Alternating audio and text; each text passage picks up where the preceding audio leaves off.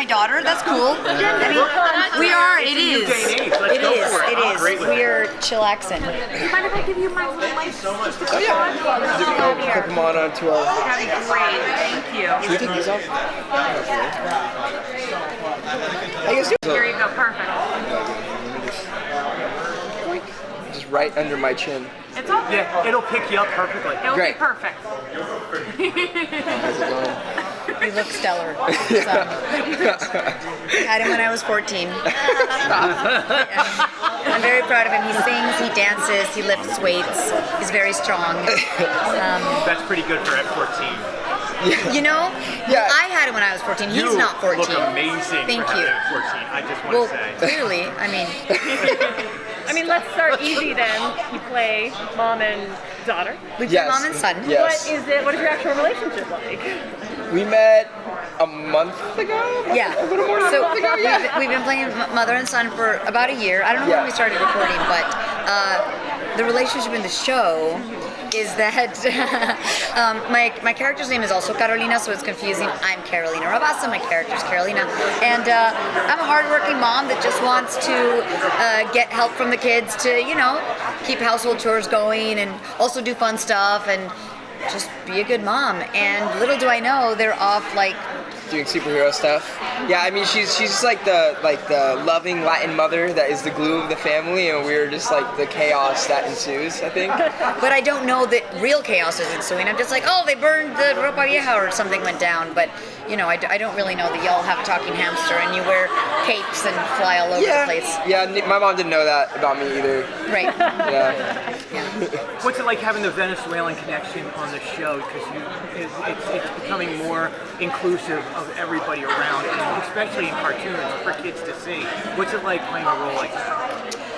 I mean, I would say that, like, I feel like the show is, like, pretty all-inclusive with all Latin people, you know what I mean? I'd say that it's, like, because there's a whole bunch of different Latin people on the show, like, Melly's Venezuelan, I'm Puerto Rican, you're Colombian, and, you know, and then, Joa's also Venezuelan, so there's, like, a bunch of different Latin influence on this show, and I think that is just awesome because it's very inclusive. It makes everyone feel like very relatable. It's very relatable for every like Latin group. Yeah. I think it's just special to see Disney doing shows that show bicultural families. Yep. Because we get to see ourselves represented, whether we're Chinese American or Colombian American. You're just seeing a different culture influencing the lives of kids or whatever's happening in the household, with the food, with whatever's hanging up on the walls or the decor. And I think the more specific we get about different Latin cultures, we're just kind of showing the world that this is America these days. Or it's the world in general. So. Yeah, honestly, yeah.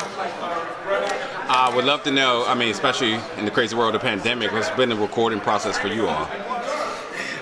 Just honestly, just like, so we'll get like the, for me, I get the email.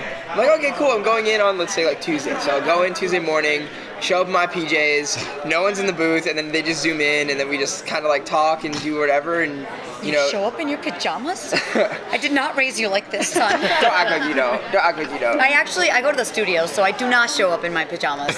I show up to the studio in my pajamas, but it's great. It's super fun, and I just have a great time. Yeah. Yeah. At the beginning, when we first worked on the pilot, it's funny. I was actually the reporter in the pilot. I was not the mom, but I recorded from my closet, and it was a tight little closet because I didn't have a proper studio set up, and it was really hot, and I was nervous that I was going to not do the knobs properly.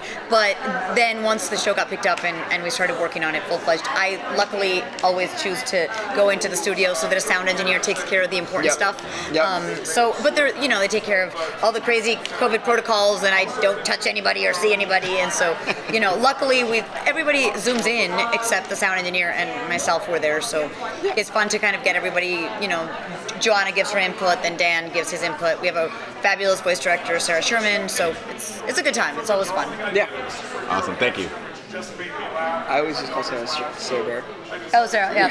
Nice to meet you guys. Nice to meet you. I just wanted to ask, so the play on the words of the title, so Hamster and Gretel, I wanted to know, when was the first time you ever heard the story of Hansel and Gretel originally? Because I know all of us, we all love fairy tales at some point in time, but I wanted to hear when you heard that.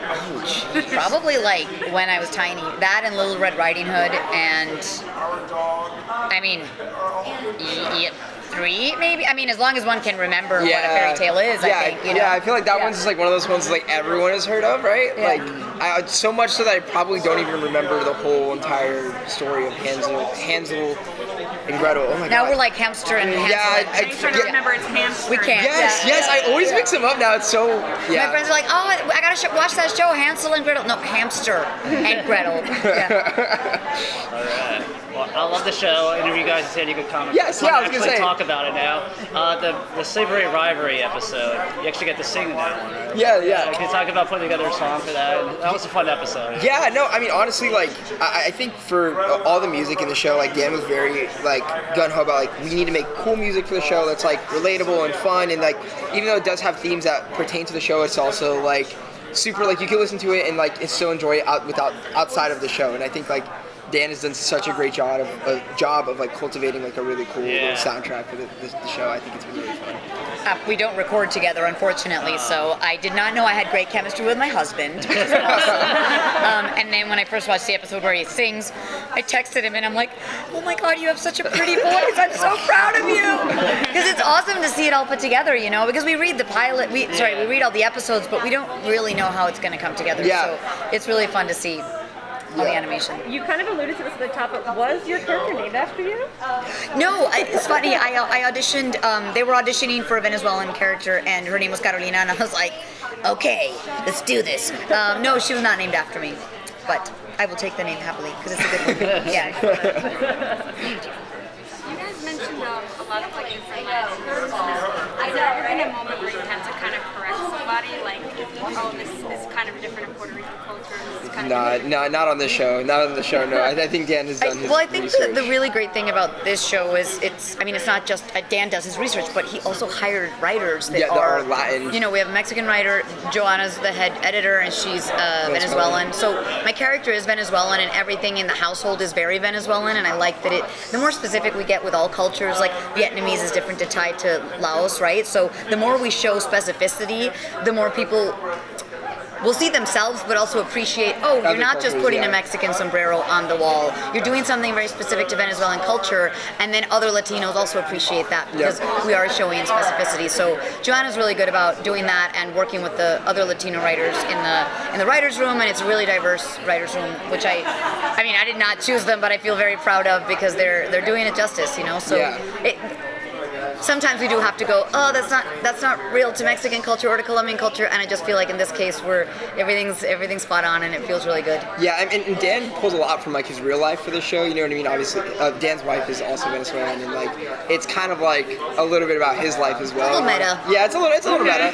I mean, I don't know if you noticed, but like my dad on the show looks just like Dan in real life. I don't know if anyone has noticed that, but genuinely, like Dan has just pulled so much from his real life, and I think that like that's also what brings this show and makes it feel so personable and like fun to watch because it's just like feels like real life, you know? Specific, So Michael, now that you got your feet wet in voice acting, it seems like you got another project that is well fitting for D23 today. Could you possibly hint a little bit what we can expect from Moon Girl and Devil Dinosaur? I mean, so I obviously like I'm not super involved in that show, but I think that I could say that my character Eduardo is like definitely being expanded upon in this next season. But I think that's all I'm allowed to say. I don't really know what I'm allowed to say, so I'd rather not say anything and not ruin anything. You know what I'm saying?